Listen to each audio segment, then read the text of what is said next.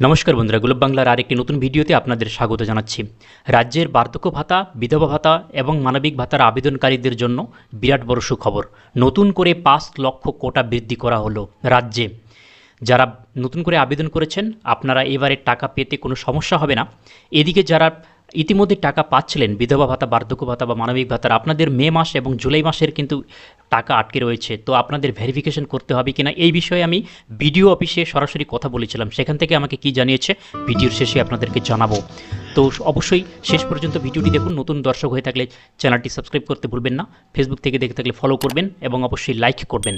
তো পশ্চিমবঙ্গের লক্ষ লক্ষ প্রবীণ নাগরিকদের জন্য সবথেকে বড় সুখবর, কেন্দ্রীয় সরকারের পক্ষ থেকে এবারে রাজ্যের ভাতার যে কোটা এক ধাক্কায় ৫ লক্ষ বাড়িয়ে দেওয়া হলো।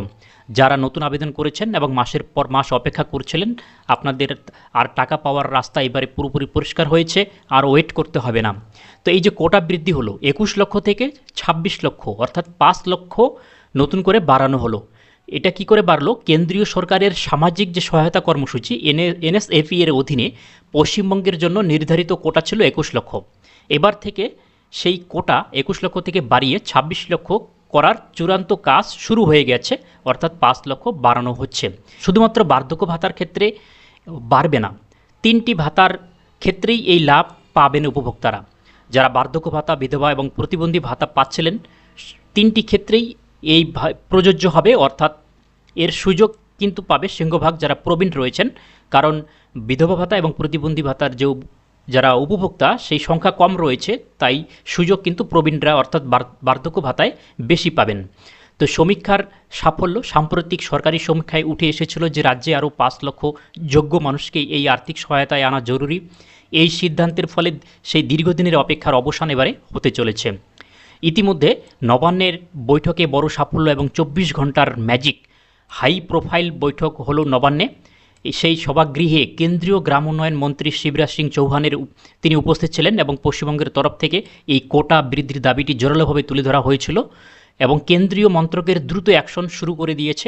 বৈঠকে কেন্দ্রীয় মন্ত্রী ইতিবাচক পদক্ষেপের আশ্বাস দেওয়া মাত্রই ২৪ ঘন্টার মধ্যেই কেন্দ্রীয় গ্রাম উন্নয়ন মন্ত্রকের তরফ থেকে বাংলায় কোটা বৃদ্ধির কাজ দ্রুত গতিতে কিন্তু শুরু করে দেওয়া হয়েছে।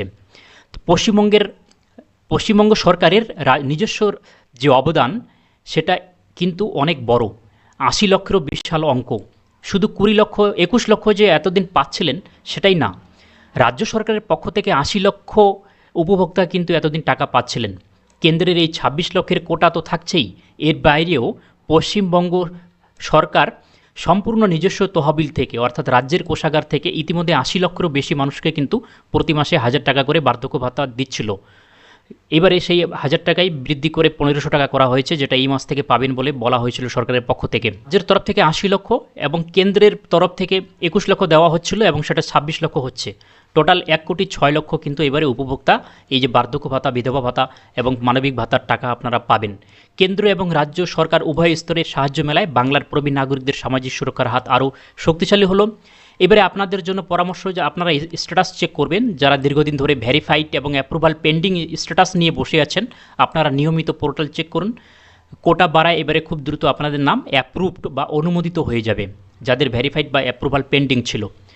নতুন আবেদনের সুযোগ, যারা এখনও এই ভাতার জন্য আবেদন করেননি আপনারা নিজেদের নথিপত্র রেডি রাখুন। শূন্যপদ বা কোটা বাড়ায় এবার আপনাদের নতুন করে নাম নথিভুক্ত করার সুযোগ তৈরি হতে পারে। এদিকে যারা টাকা পাচ্ছিলেন, আপনাদের জুলাই মাস মে মাসে টাকা পেন্ডিং দেখাচ্ছিল, এখনও নট ইনিশিয়েটেড ছিল, পাচ্ছিলেন না। তো সরকার প্রথমে একবার ঘোষণা করেছিল যে আপনাদের ভেরিফিকেশন করতে হবে যত সামাজিক প্রকল্প রয়েছে সব। তো এই বিষয়ে আমি বিডিও অফিসে কথা বলেছিলাম, যে ভাতার যে দপ্তর রয়েছে সেখান থেকে যিনি অফিসার রয়েছেন আমাকে জানালেন যে সরকার থেকে সেরকম ভেরিফিকেশন করার কোনো নির্দেশ তাদের পাঠায়নি, অর্থাৎ আপনাদের টাকা কিন্তু সরকারের তরফ থেকে এখনও রিলিজ করেনি, কিন্তু ভেরিফিকেশন যে করতে হবে এইরকম নির্দেশ সরকারের এখনও বিডিও অফিসে সরকারের পক্ষ থেকে বলা হয়নি।